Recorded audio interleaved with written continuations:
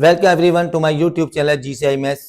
Students, आज हम real number का पार्ट 2 कराएंगे और इसमें क्वेश्चन नंबर हमने कल 7 तक करा दिए थे। इसमें क्वेश्चन नंबर 8 से होगा। Find the greatest number that will divide 43, 91, 1 and 183 so as to leave the same remainder in each case। देखिए, इसमें ग्रेटेस्ट नंबर पूछा है। ग्रेटेस्ट नंबर जहां भी पूछा होता है वहां पर लेते हैं एचसीएफ। लेकिन जब रिमाइंडर दिया होता, हमने आपको इसमें का ऐसा भी क्वेश्चन कराया जिसमें सेम रिमाइंडर था लेकिन रिमाइंडर दिया था, तो उस रिमाइंडर को हमने तीनों में से माइनस कर लिया था।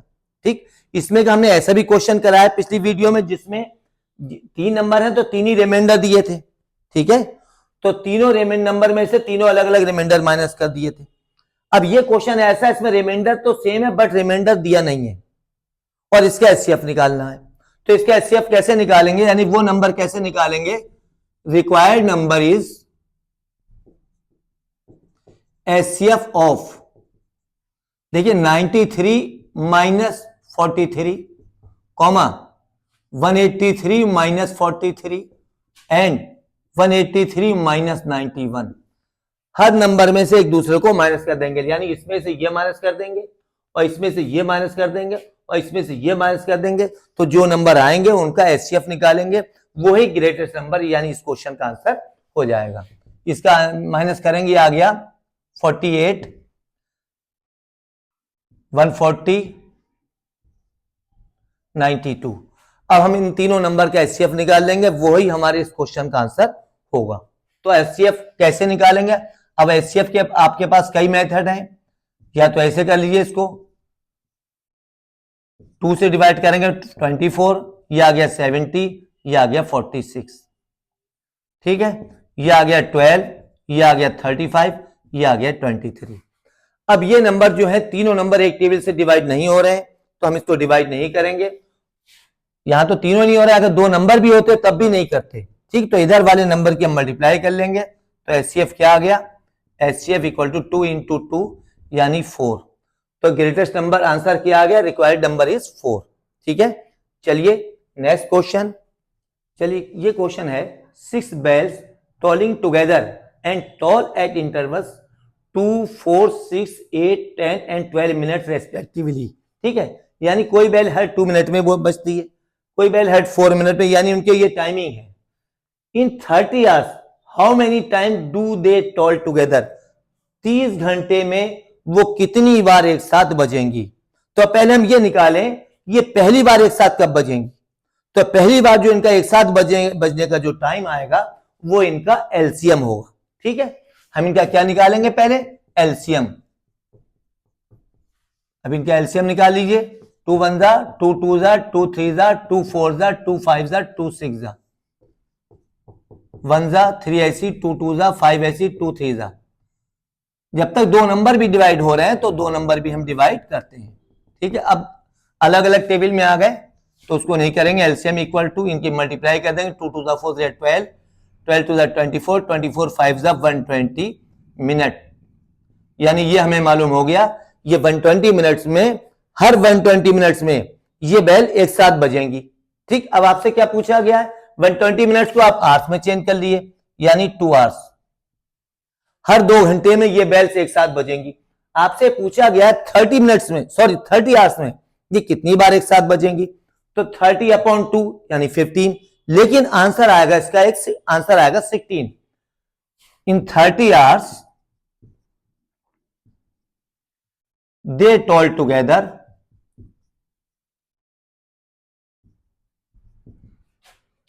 30/2 और +1 यानी 16 टाइम्स। अब ये 1 कहां से आया? बहुत से बच्चे क्या करते हैं, सिर्फ इसका आंसर 15 लिख देते हैं। क्यों? अच्छा, एक क्यों हमने प्लस करा इसमें? जैसे हमने इसको ऑन किया, जैसे हमने इसको ऑन किया, एक साथ बजी, फिर उसके बाद ये अलग अलग हो गई। ठीक है, तो ये पहला बार जब टाइम इसको ऑन करते हैं तो ये वो वाला 1 है। ठीक, तो ये 1 भी प्लस होगा, तो इस तरह से आंसर आएगा इसका 16 टाइम। ठीक है, चलिए नेक्स्ट क्वेश्चन।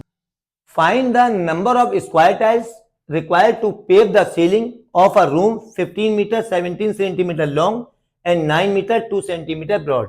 यानी ये रूम की लेंथ है, length of room 15 metre 17 centimetre, या तो इसको सेंटीमीटर बना लीजिए, 1517 centimetre. And breadth of room 9 metre 2 centimetre, यानी 902 सेंटीमीटर। अब आपको यह बताना है इस जिस मतलब ये इसकी स्क्वायर की टाइल, सॉरी इसकी सीलिंग की लेंथ और ब्रेथ ये है, इसमें स्क्वायर टाइल लगाना है। तो स्क्वायर टाइल कितनी लगेंगी? तो जब तक हमें स्क्वायर टाइल की साइड नहीं मालूम होगी, जब तक हम नंबर ऑफ स्क्वायर टाइल्स नहीं बता सकते। नंबर निकलेंगे कैसे? इसके एरिया से स्क्वायर टाइल के एरिया को डिवाइड करते हैं, लेकिन स्क्वायर टाइल का यहां पर साइड नहीं दी गई है। अब देखिए स्क्वायर टाइल की साइड कैसे निकलेगी, आपको ध्यान रखना है। यहां पर east side of square tile, east side of square tile will be HCF of 1517 and 902, ये आपको याद रखना है। यानी इस रूम की जो लेंथ और ब्रेथ है उसका जो एचसीएफ आएगा वो ही स्क्वायर टाइल की साइड होगी। अब इसका आप जल्दी से एचसीएफ निकालेंगे 902। इसका जब बड़े नंबर हुआ करें तो आप डिवीजन मेथड से कर लिया करें। 902 वन जा, इसको आगे उतार लीजिए, 1615 वन जा 287, इसके आगे 615 आ गया, टू जा आ जाएगा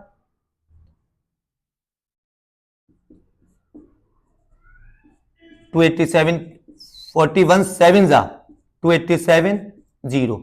जहां पर रिमाइंडर 0 आ जाएगा, लास्ट वाला डिवाइजर ही एचसीएफ होता है। Therefore east side of square tile is 41 centimetre. अब हमें स्क्वायर टाइल की साइज मालूम हो गई। अब हम नंबर ऑफ टाइल्स निकाल लेंगे। नंबर ऑफ टाइल्स क्या होगा? Equal to area of ceiling upon area of each tile, area of each tile. Ceiling का एरिया क्या होगा? Length into breadth 1517 into 902 divide by 41 into 41, 41 two जा 82, 41 टू जा, ठीक है। अब इससे डिवाइड कर लेंगे 41 से, 1517 को 3 जा 7 जा, तो 37 आ गया। 37 की 22 की मल्टीप्लाई कर देंगे,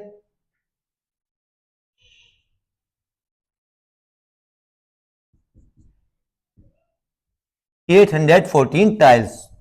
ये नंबर ऑफ टाइल्स आ गई, ठीक है। तो हमने क्या करा, जो लेंथ और ब्रेथ दी है सीलिंग की उसका हम एचसीएफ निकालेंगे।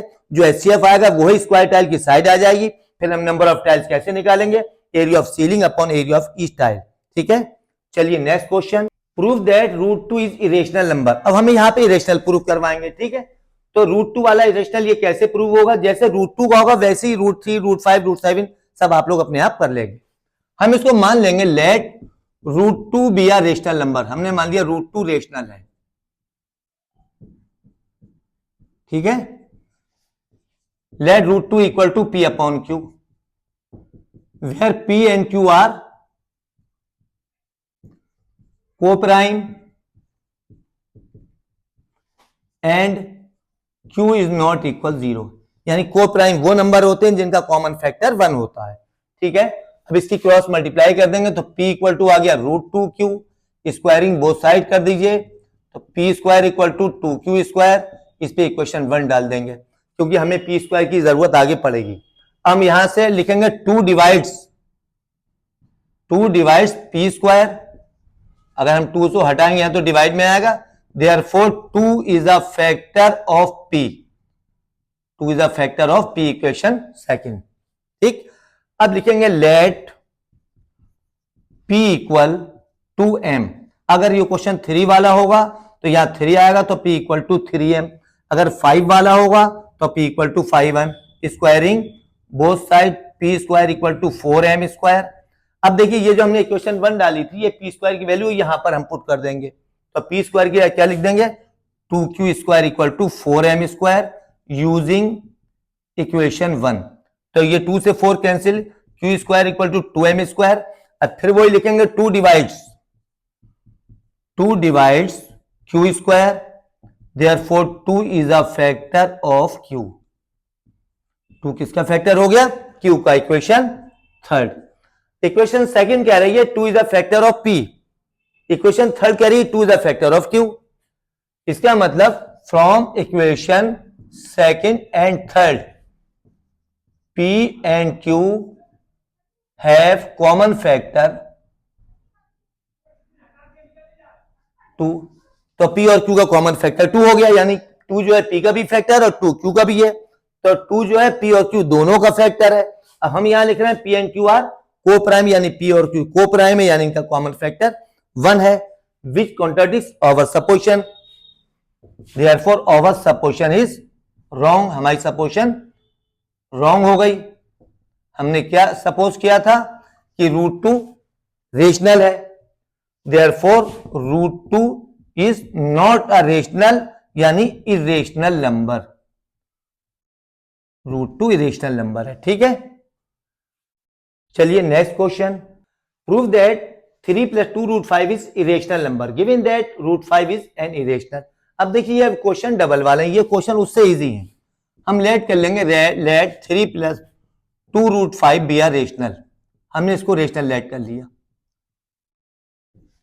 ठीक है, let 3 + 2 √5 equal to P/Q, where P/Q is rational. अब हम क्या करेंगे, 2 √5 इक्वल टू P/Q -3 सब नंबर उधर ले जाएंगे, रूट को छोड़ेंगे सिर्फ यहां पर। ये हो गया P -3Q/Q, एलसीएम ले लिया तो √5 इक्वल टू क्या हो गया, P -3Q/2Q। अब हम P/Q क्या था, rational. P -3Q/2Q is rational. और ये किसके इक्वल है, √5 के। तो रेशनल जब इसके इक्वल है तो ये भी रेशनल होना चाहिए, देयरफॉर √5 मस्ट बी रेशनल, √5 भी रेशनल होना चाहिए। But it is given that √5 is irrational. √5 क्या है, irrational, which contradicts our supposition, therefore our supposition is wrong. हमारी सपोजिशन क्या हो गई, रॉन्ग हो गई। हम क्या लिख देंगे, 3 + 2 √5 इज, हमने रेशनल लेट किया था, therefore 3 + 2 √5 is an irrational number.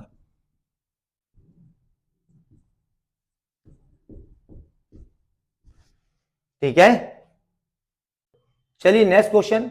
Find HCF and LCM of 8/9, 10/27 and 16/81। अब ये नंबर फ्रैक्शन में आ गए। फ्रैक्शन के नंबर का एचसीएफ और एलसीएम देखिए कैसे लेते हैं। ठीक, पहले हम एचसीएफ देखते हैं। तो पहले हम जब एचसीएफ लेंगे 8/9 और 10/27 और 16/81, तो ये ध्यान रखना है आपको, न्यूमरेटर का एचसीएफ और डिनोमिनेटर का एलसीएम, यानी HCF of numerator upon LCM of denominator, तो वो इस तीनों फ्रैक्शन का एचसीएफ कहलाएगा। अब ऊपर वालों का एचसीएफ ले लेंगे, 8, 10, 16 का एचसीएफ, 2 4 2 5 2 8, तीनों नंबर अलग अलग हो गए, मतलब दो नंबर एक टेबल में आ रहे हैं, तो अब ये नहीं काटेंगे हम इसको। एचसीएफ क्या आ गया, एचसीएफ आ गया न्यूमरेटर का 2। अब हम लेंगे इनका एलसीएम, 9, 27, 81, ये हम ले रहे हैं एलसीएम, और ये हम क्या ले रहे थे, एचसीएफ। तो इसका एलसीएम जब लेंगे, 3 3 3 9 और 3 27 3 1 3 3 3 9 3 9 27। अब इनकी मल्टीप्लाई कर लेंगे, 3 3 9 9 3 27 27 3 81, एलसीएम आ गया 81। तो इसका फ्रैक्शन का हमारा आंसर क्या आ गया, एचसीएफ की जगह हम क्या लिख देंगे, 2, और एलसीएम की जगह क्या लिख देंगे, 81। तो इस फ्रैक्शन का ये आ गया एचसीएफ। अब देखिए इनका हमें निकालना है एलसीएम। एलसीएम कैसे निकालेंगे, जब हम एलसीएम निकालेंगे इनका, तो LCM equal to LCM of numerator upon HCF of denominator, यानी न्यूमरेटर का एलसीएम निकलेगा और डिनोमिनेटर का एचसीएफ निकलेगा। ठीक है, अब आ जाइए एलसीएम ऑफ 8, 10, 16। 8, 10, 16 का एलसीएम लेंगे। 2 4 जा 8, 2 5 जा 10, 2 8 जा 16, 2 2 जा 4, 5 ऐसी, 2 4 जा 8, 2 1 जा 2, 5 ऐसी, 2 2 जा 4। तो एलसीएम क्या आ गया? 8, 5 जा 40, 2 जा 80। अब नीचे वाले नंबर का एचसीएफ लेंगे हम। 9, 27, 81, तीनों नंबर। 3 3 जा 9, 3 9 जा 27, 3 27 जा 81, 3 1 जा 3, 3 3 जा 9, 3 3 जा 9। अब दो नंबर डिवाइड हो रहे हैं, नंबर थे 3, तो हम एचसीएफ क्या आ गया इसका? एचसीएफ आ गया इधर वाले नंबर की मल्टीप्लाई कर देंगे 9। तो इस तीनों फ्रैक्शन का एलसीएम क्या कहलाएगा? ऊपर हम ये लिख देंगे 80 सॉरी, और नीचे लिख देंगे 9। तो ये तीनों फ्रैक्शन का क्या आ गया? एलसीएम आ गया। ठीक है, अच्छी तरह आपको समझ में आ गया होगा। ठीक है, वीडियो को ज्यादा से ज्यादा शेयर करें। प्लीज चैनल पे जो लोग नए हैं चैनल को सब्सक्राइब करें। Thank you so much.